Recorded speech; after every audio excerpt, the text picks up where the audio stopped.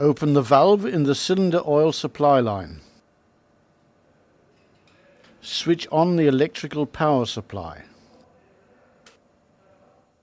Start both oil supply pumps and check that they are able to run simultaneously.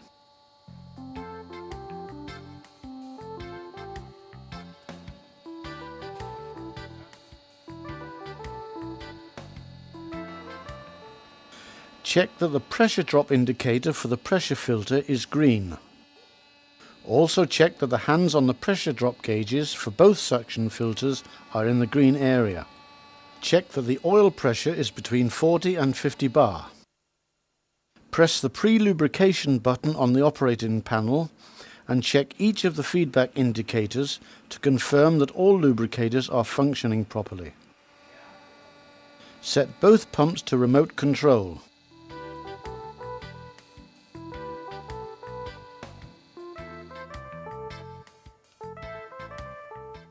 The lubricating system is now ready for operation.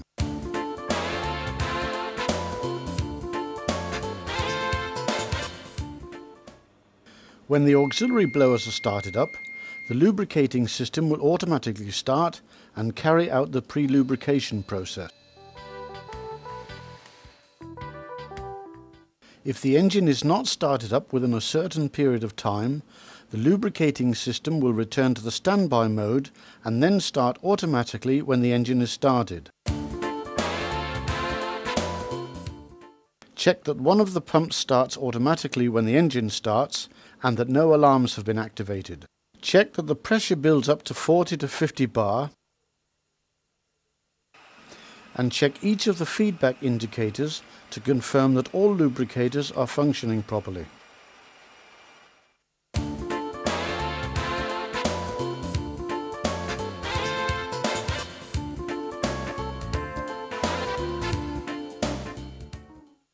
Check that the oil temperature is between 40 and 60 degrees centigrade. Check that there are no leakages in the system.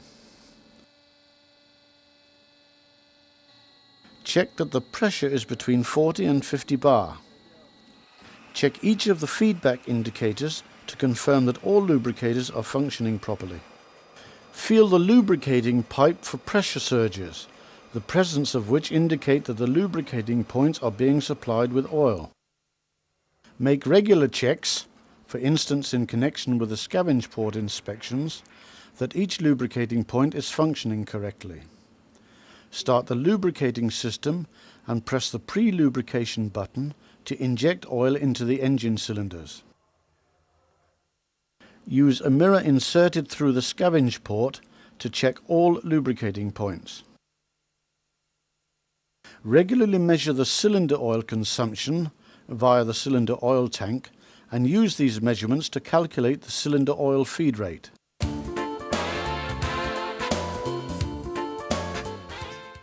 Once a good cylinder condition has been obtained, with well-running cylinder liners and piston rings, the good condition can in most cases be sustained by employing the basic setting to ensure the correct cylinder oil feed rate.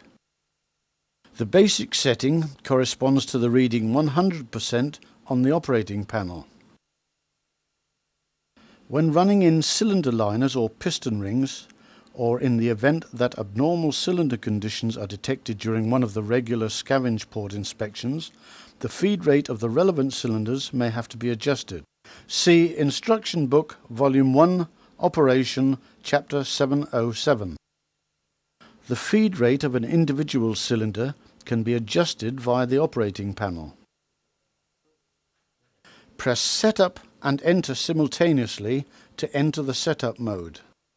Press Setup to display the current feed rate setting. Press the up or down buttons to change the feed rate to the desired value. Press Enter to save the new value. Press Setup and then the up or down buttons to repeat this sequence for another cylinder, or press Enter to exit the setup mode.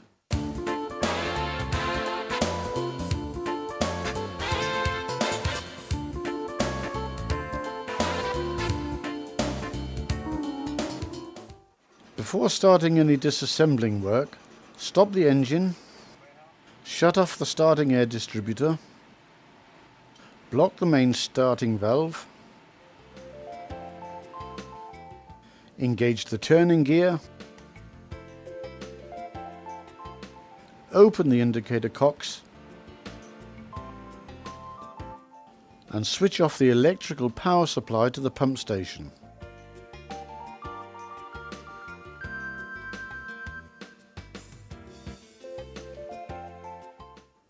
Note, it is not necessary to stop the engine and pump station if the lubricator unit is fitted with 2 lubricators for each cylinder. See Instruction Book, Volume 2, Procedure 903. In the event that a lubricator malfunction activates the engine slowdown function, the lubricator can be replaced without stopping the engine, provided that lubrication is re-established within a maximum of 15 minutes.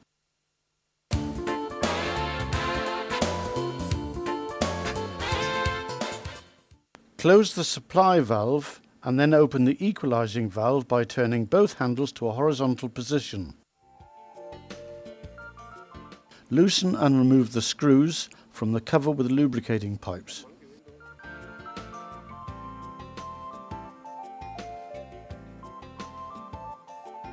Remove the screws that secure the lubricator to the hydraulic block.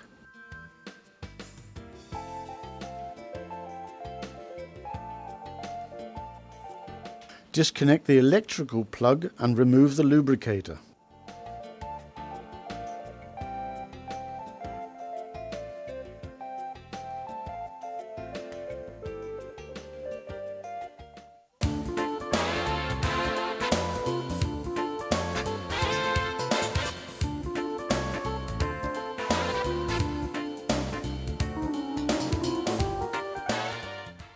Secure the lubricator in a bench vise with soft jaws.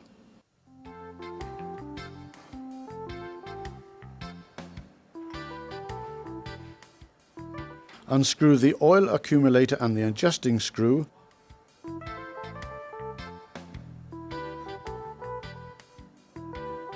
And remove the bushing.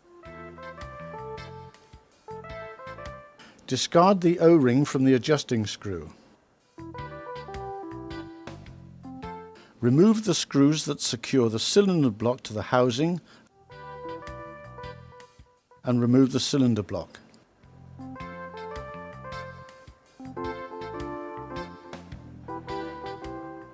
Discard the O-ring from the cylinder block.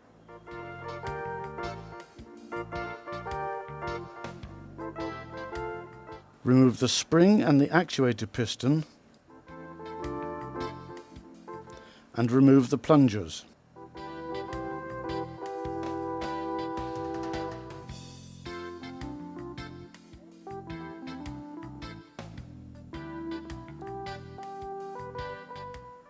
Loosen and remove the connector on the solenoid valve and remove the terminal box.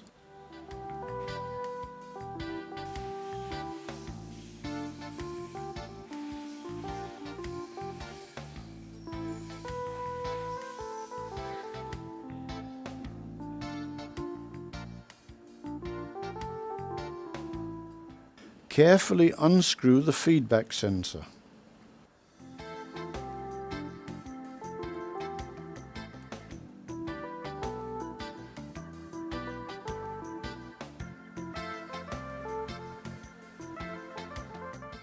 If the feedback sensor is to be replaced, disassemble the connector and disconnect the feedback sensor.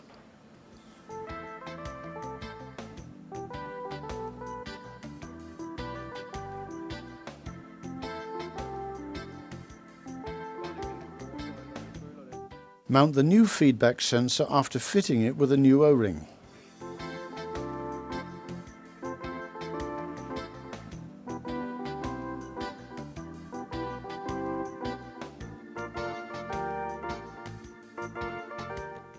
Connect the wires as shown in the instruction book and then reassemble the connector.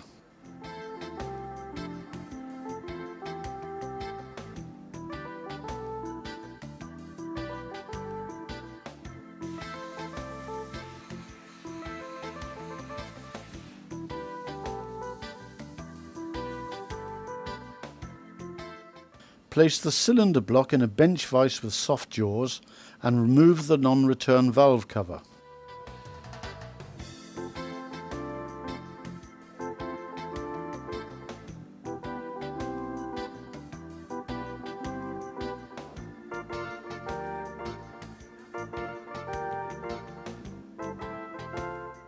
Remove the springs and the steel balls.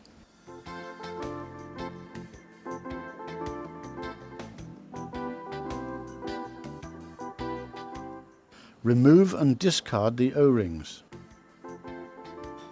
Carefully clean all the parts and dry them with clean, non-fluffy rags.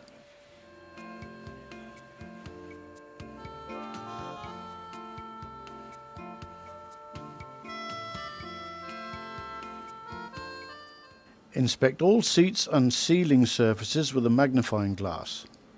Use a lamp to inspect the internal surfaces. Using new O-rings, reassemble the cylinder block.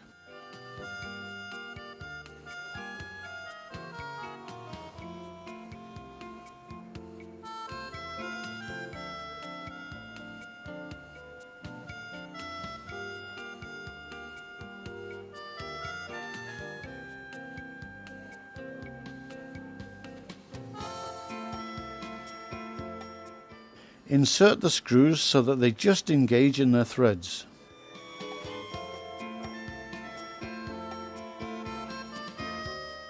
Check with the tip of a small screwdriver that the springs of the non-return valves are correctly centered.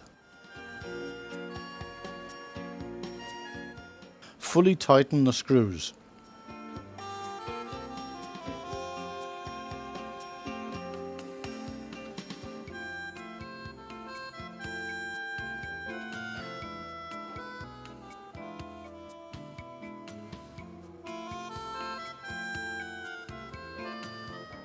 Mount the plungers in the actuator piston and lubricate the plungers and cylinder block with cylinder oil.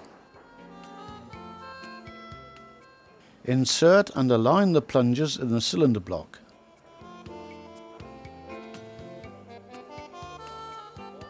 Remove the actuator piston assembly, mount the spring and reinsert the assembly.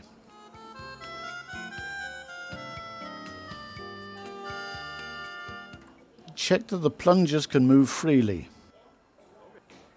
Press the actuator piston downwards and insert the screw to keep the parts together. Place the lubricator housing in a soft-jawed vise and mount the feedback sensor provided with a new O-ring.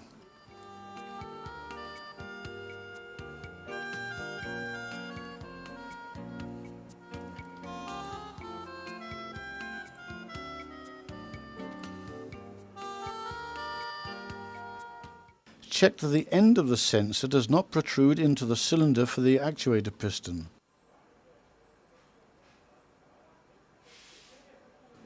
Use fingers and something with a firm, straight edge, for example a caliper, to carry out this check. Mount the terminal box and the solenoid valve connector.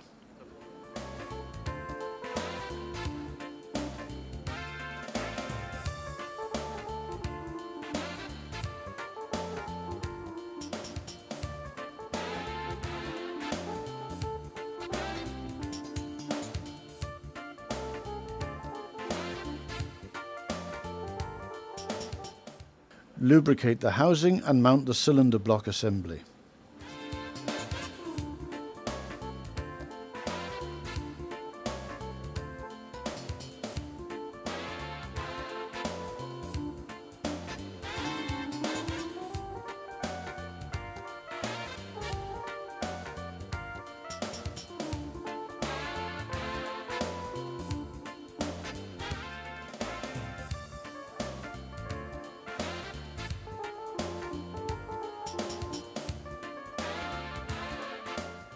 Remove the screw from the cylinder block assembly. Mount a new O-ring on the adjusting screw and mount the bushing and adjusting screw.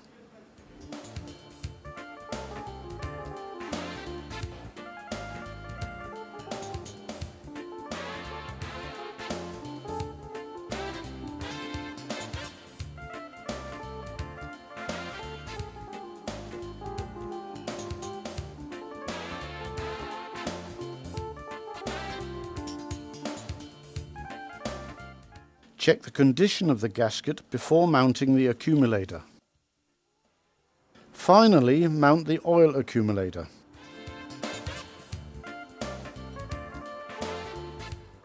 If the lubricator is not to be installed immediately, use plastic plugs to protect each opening and coat all surfaces with a thin layer of oil. Mount new O-rings on the hydraulic block and on the cover with lubricating pipes.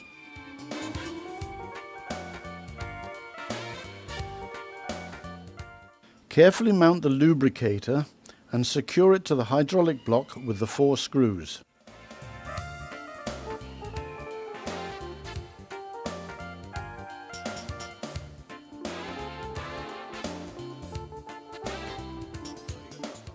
Connect the electrical plug and mount the screws which secure the cover with lubricating pipes to the lubricator.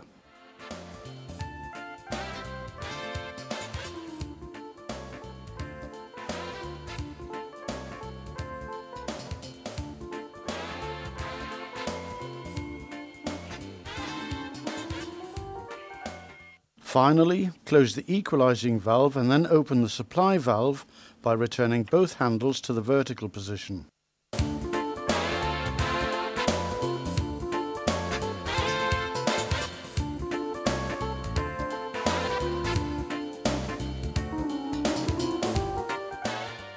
The smaller outlet accumulator must be dismounted before the pressure test is carried out.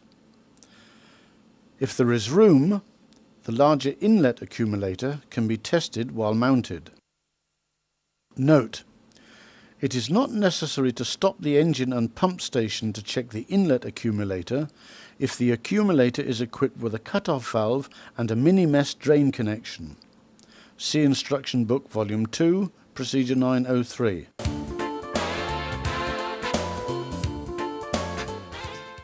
Close the supply valve and then open the equalizing valve by turning both handles to a horizontal position. Loosen the oil accumulators and unscrew them slowly to release any remaining oil pressure.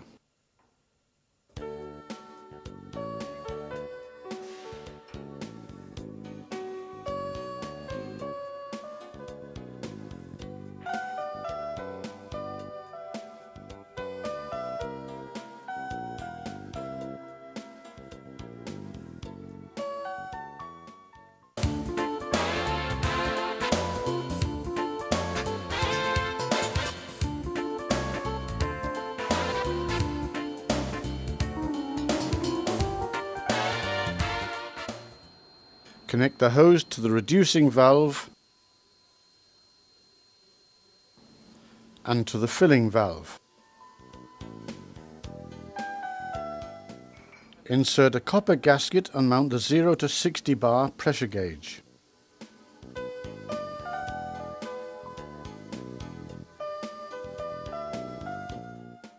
Connect the reducing valve to the nitrogen cylinder and tighten all connections.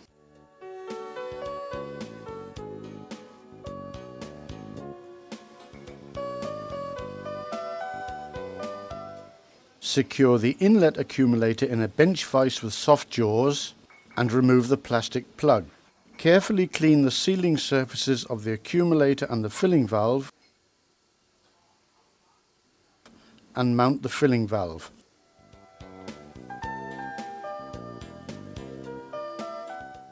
Make sure that both the venting valve and the outlet valve are closed, and then open the plug screw in the accumulator with a 1/2 inch square socket wrench. Read the nitrogen pressure and compare it to the value stated in Procedure 903. If the pressure is too high, reduce the pressure by opening the venting valve. If the pressure is too low, make sure that the reducing valve spindle is turned fully counterclockwise and then open the valve on the nitrogen cylinder. Turn the spindle slowly in the clockwise direction until the outlet pressure is slightly above the specified pressure. Open the outlet valve, fill the accumulator to the specified pressure,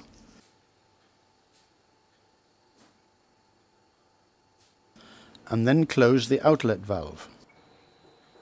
Adjust the torque spanner to the value stated in procedure 903 and tighten the plug screw.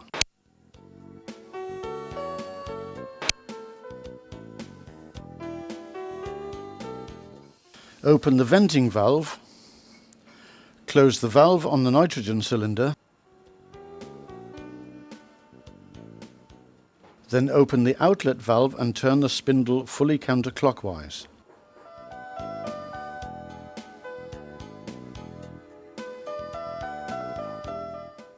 Remove the filling valve and once again tighten the plug screw to the specified torque.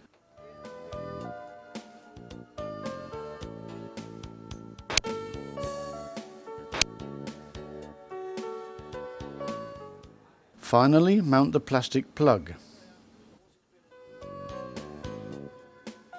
Secure the outlet accumulator in a soft-jawed vise and remove the plastic plug. Carefully clean the sealing surfaces of the accumulator and the filling valve and mount the filling valve. Remove the 0 to 60 bar pressure gauge.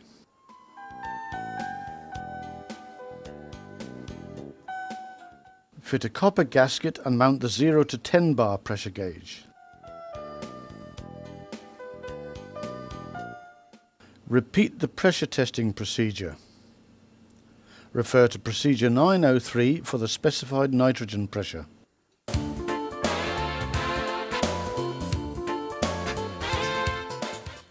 Check the condition of the gaskets before mounting the accumulators. Mount the accumulators.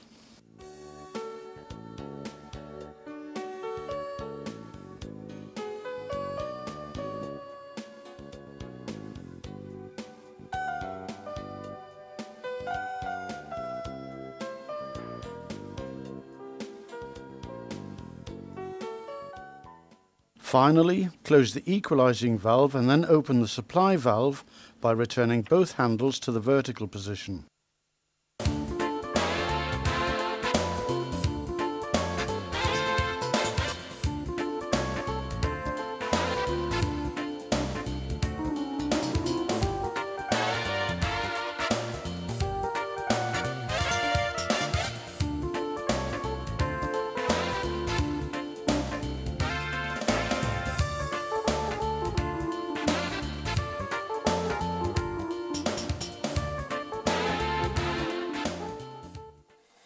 The position of the crankshaft has no relevance with regard to the checking and replacing of the trigger pickups. However, before checking and replacing marker pickups, the crank throw for cylinder number 1 must be turned to the top dead center position. Check the top dead center position at the turning wheel and confirm it by means of a pin gauge measurement in the crankcase. Check that the uppermost edge of the marker plate is in the center line of the marker pickups. Check the distance between the pickups and their counterparts with a feeler gauge. See Instruction Book Volume 2, Procedure 905. Adjust if necessary. Remove the junction box cover. Before replacing the pickups, make a sketch of the wiring connections, indicating which wire is connected to which positions, so that the safe remounting of the pickups can be ensured.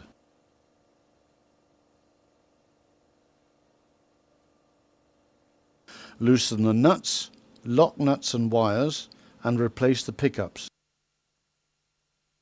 After installing the new pickups, check that the uppermost edge of the marker plate is in the center line of the pickups, and check that the gaps to their counterparts correspond to the values given in the instruction books.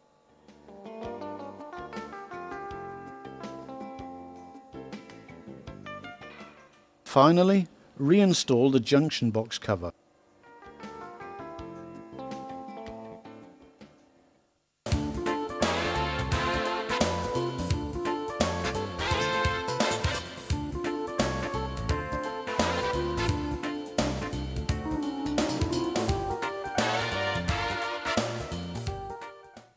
If the hand of the pressure drop gauge points to the red area, the suction filter must be overhauled. This can be carried out while the pump station is running. Stop the pertaining supply pump and switch off the electrical power supply. Close the valve in the suction line and dismount the suction filter cover. The suction filter housing has a built-in cut-off valve which automatically stops the oil flow to the housing during disassembly. Remove the filter insert and fit a new one.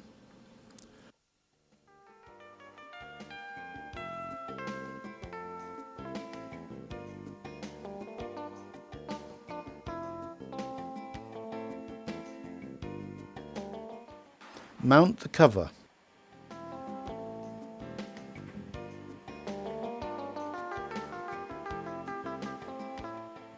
Open the valve in the suction line. Finally, switch on the electrical power supply and set the pump to remote control. Check that there are no leakages.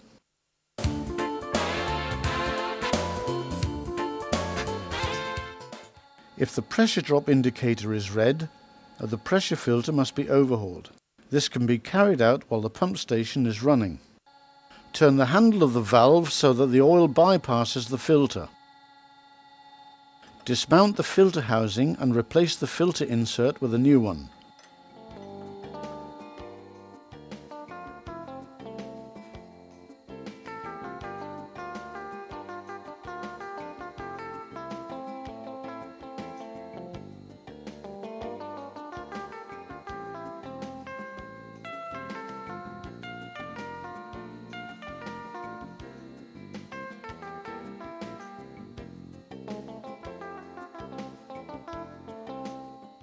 Mount a new sealing ring on the filter housing and mount the housing.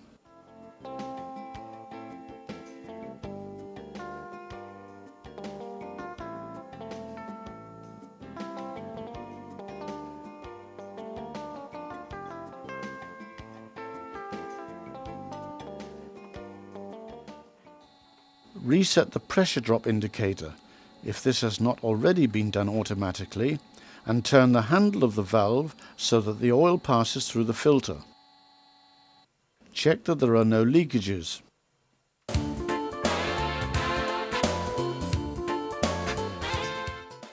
Read the oil pressure on the pressure gauge and compare the reading with the value given in the instruction manual. If necessary, adjust the pressure by turning the handle on the side of the hydraulic block.